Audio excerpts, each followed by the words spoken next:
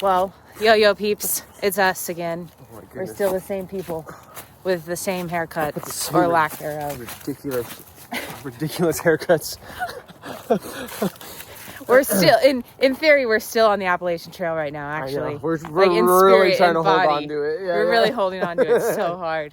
No matter how much money we saved up for a trip, Susie's always trying to freaking have a bunch left over at the end. Exactly. Yeah. So these are some of the ways that we save money while through hiking.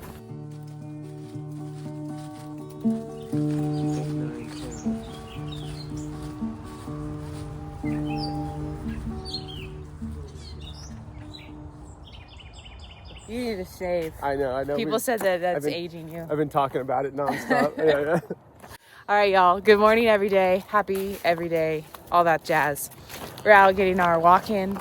Don't forget to go out on your walk as well. Everyone knows through hiking is pretty expensive. It's a pretty expensive hobby. It's probably anywhere from like $8,000 to $14,000.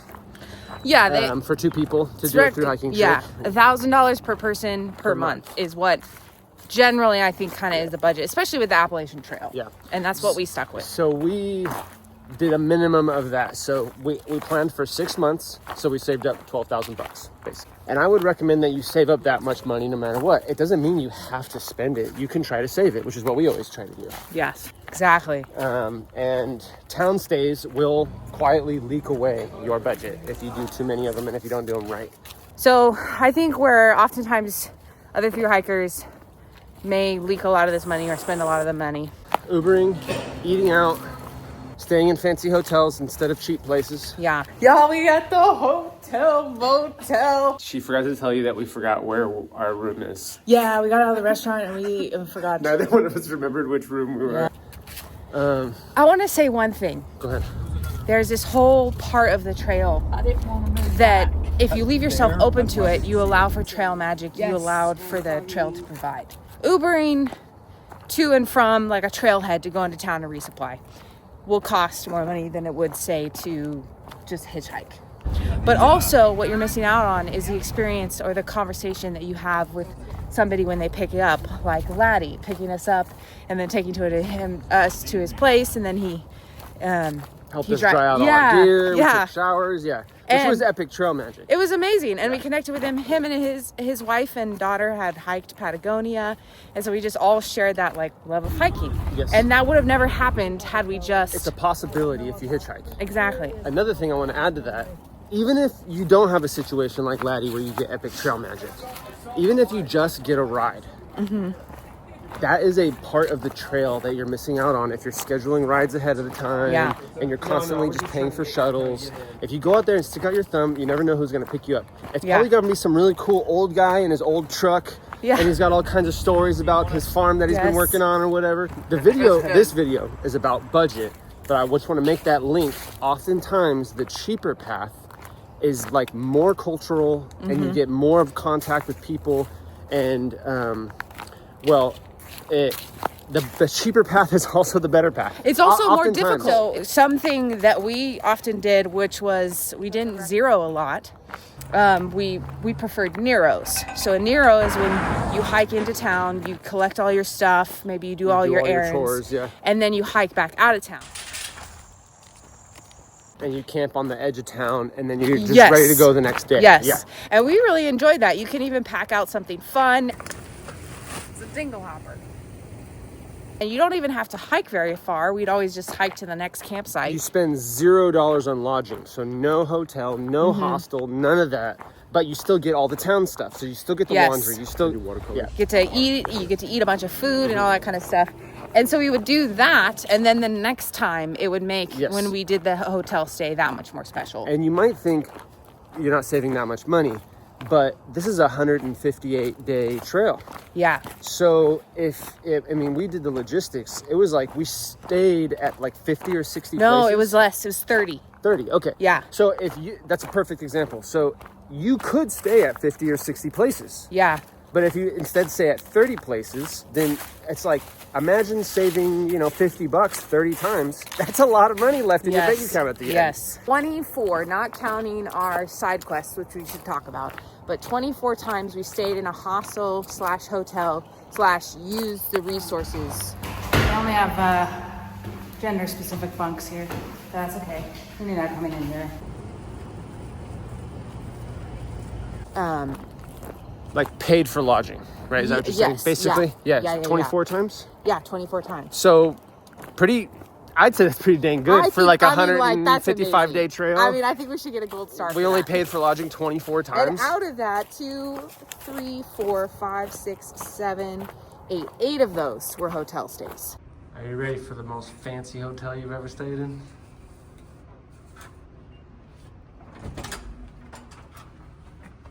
Wow. Boy, that's nice. That's fancy. Look at that view. It's got a view. Look at that view.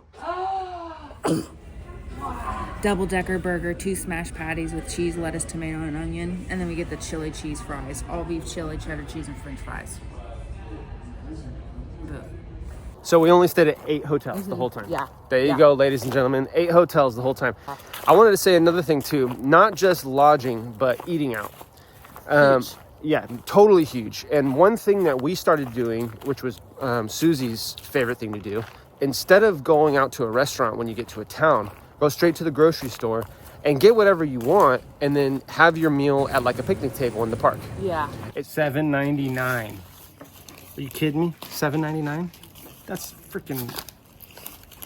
a $12 sub right there as far as I'm concerned. You get everything you would have got at the restaurant because most of the time these grocery stores have like a hot deli and stuff too. Oftentimes you can get much more food for the bang for the buck. We did eat out, and oftentimes we did choose something cheap. So like pizza or burgers. Yeah. You know, 160 days or however long it takes y'all to do the trail. And if just, a couple of times a resupply, you skip that chance. Yeah. You roll that money over for next time. Yeah. And then you blow it all on your side trip. We didn't have a perfect budget. We weren't perfect on our budget the whole time. We did splurge on stuff that other people probably wouldn't have spent money on. Yeah. We did go into it knowing that we were going to have 2 semi-expensive side quests. Which is probably why we were so frugal and everything else. Yeah. So we stayed in 2 churches in 2 different trail towns that just were donation based. The VFW, which was another donation, already way cheaper than your hostel. We did a work trade, which some of the hostels do have, so you could always ask about that. Got to know the owners there. They were so wonderful. What's that? And we got breakfast and a stay and a shower and laundry, all for a work trade. So those are some really great options. 11 different hostels along the way. So yesterday we went to the Family Dollar after we had about 5 pounds of chicken from the Chinese buffet. It's 15 miles off trail. It's pretty far out there. Some more hostels, we just utilize them for certain things like just doing laundry or just taking a shower and then doing that Nero that we talked about. Several of them, if it was an option to camp, you still get to utilize all the resources, but you pitch your tent in the lawn at those places and stuff. So those are some other ways that we found. As we said before, the cheap way is often the hard way. Yeah. So like if you can get ready for the adventure. Yeah. The cheap way means less comfortable beds. Yep. The churches, sometimes you're just sleeping on the floor. Even though you're staying in town, you're still sleeping in your tent. So just be prepared for that. If you want to do stuff the cheap way, it's also going to be the hard way. Yeah. But it is also, I think, the more adventurous way. Yeah. And it leaves you more open to meet people. And when you do work for trade, you actually get to know the owners of these places, and you have these moments where you're like doing laundry and dishes together and you're chit-chatting. Yeah. And you're getting to know people on the trail, which is kind of the whole point of the Appalachian Trail, is like learning about the culture and about the different areas that you're hiking through. When you're figuring out your budget, it's important to know what's important to you, because you'll pay for something that's important to you. Yeah. And so you guys have to figure that out for yourselves. But for instance, for us, even though we did the hostels and everything, we did not like shared bunk rooms, which we've said before. So I think it's important for you, as thru hikers, for you to know how you want to hike your hike. And we do like saving money, but we do not like sleeping in bunk rooms. So I was going to touch on that. So if we stayed at a hostel and they didn't have any tenting and they had bunks or private rooms, we would get the private room. We'd pay a little more money for the private room. But if they had tenting available, then we would do the tent. We have the benefit that we are a couple, and so we do split the cost. But also, we enjoy tenting.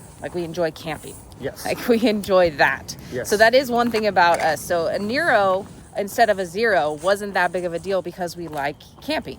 And we literally just resupplied. And we got a tasty food to eat out a there. little thing of wine maybe, Yeah, and then you're camping in the woods, which is the point of why we're out there. Right. So hostels will have the potential of offering a kitchen. Good morning, everybody, from day 120? 120. We are at Burke's Garden Hostel.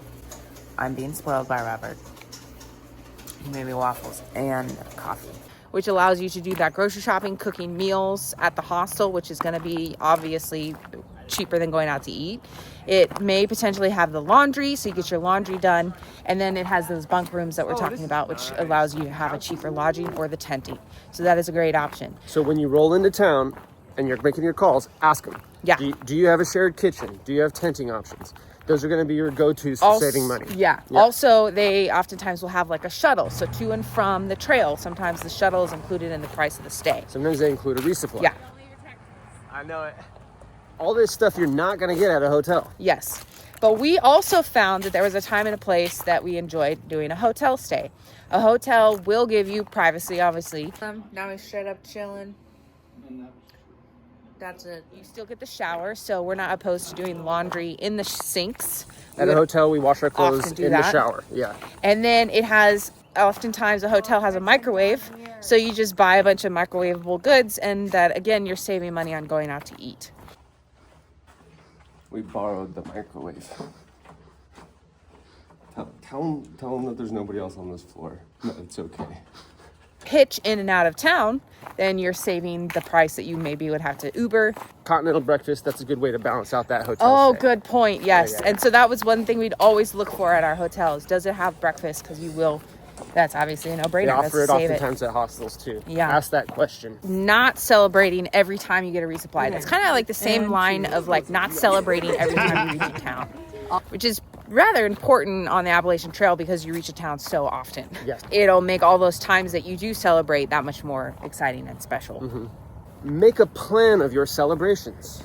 For us, special things were our side trips. Yes. So we spent extra money on going to Washington, D.C. We had never been there. We went to New York City. We'd never been there. Yeah. And so, I think in planning your budget, it doesn't just mean you're cheap as hell the whole time. Yeah. It means sort of you've planned where you're going to spend your money ahead of time and you're not just winging it. Question for you. Which town wrecked our budget? Which town wrecked our budget? Mm-hmm. Which town wrecked our budget? Which town did we accidentally spend a whole bunch of money or something? Oh, yeah, I guess, yeah. No, we crushed it. No town wrecked us. Yeah. Well, we just spent about $1 million at Walkabout Outfitters. $1,000 million on backpacking gear that we plan on utterly destroying. Yes. I mean, all of our big expenditures we planned ahead of time. So Yeah. I wouldn't say that wrecked our budget. We planned for that. Yeah. So it's okay, we in the middle of our trip, we flew to Arizona for my grandmother's birthday. Time to roll, there's a party. We planned on doing that the whole time. Yeah. So we budgeted that in. We budgeted it in New York. We budgeted in D.C. Do that, you guys. Don't spend all the money you save. Don't blow it all on the trail. Don't blow it all on the trail. You'll have some when you get back. It'll be good. It'll be your starter savings for the next trail you want to do. Exactly. In your mind, do you think that we were ever too cheap? Did the budget inhibit us from having a good time sometimes? Well, there was that one time that we hiked out in the middle of a rainstorm. Because he didn't want to donate to that freaking place? Well, no, it wasn't donate. It was a stay. It was a hostel. Oh, it cost money? Yeah. How much was it? I don't know. Oh, I think it was... Probably $10 or something? No, it was $20 a person or something. Yeah, and the place where we met, what was his name? Javelin, yeah. That place? Yeah. That place was $20 a night? Yeah. No wonder you had us hike out in the rain. Yeah, it was for each of us, and it Like was just $40? a cot. Yeah, in a damp. It was canopy. it was a shared. It was a bunk room. It was a shared bunk room. That's true. Yeah. Yeah, so you'll run into issues like that. Like how I said earlier, we never stay in bunk rooms. Well, there'll be a night when it's pouring rain, and it'll be bunk room or rain. You'll have to spend $40 on a place you don't really like.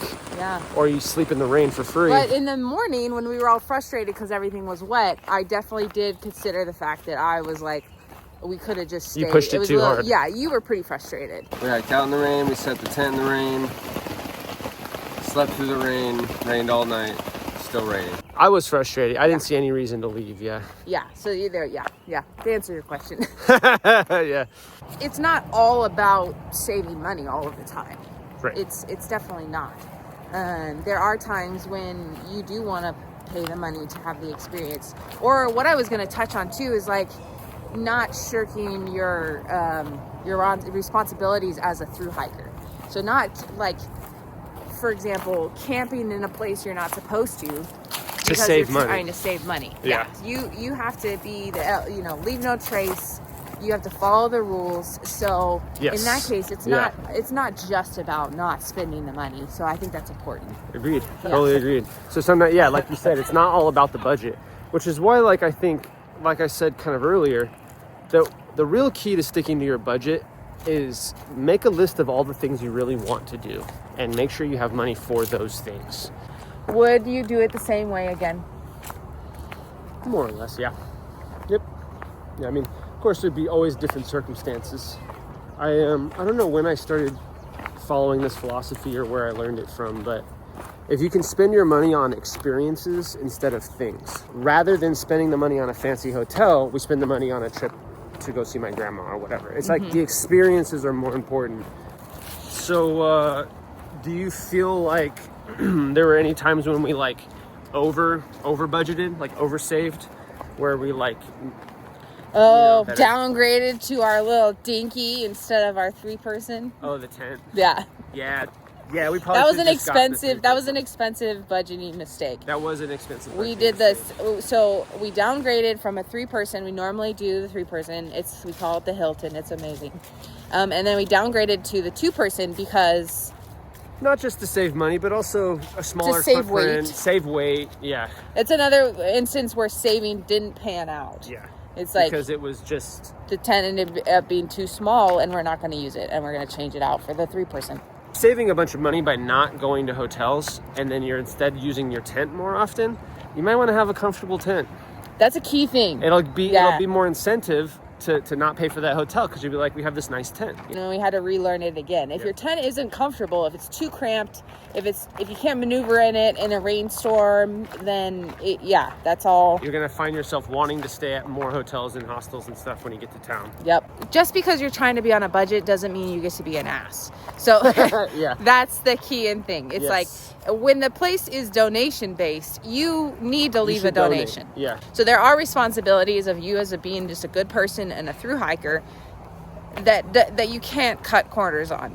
But when it comes to actually challenging yourself to be more disciplined, like say not going into town every single time or skipping the hotel stay and just getting back out on trail, those are the points when you can save money. Yes. And that's why there's a balance between, you know, doing the trail for the experience, hitchhiking for the experience, enjoying the trail community because that's the purpose of the trail, and not abusing it. Agreed. Did I say that good? There's a difference between being a budget hiker and hiker trash. Yeah. Don't be hiker trash. Yeah. Only on surface can you. That was good.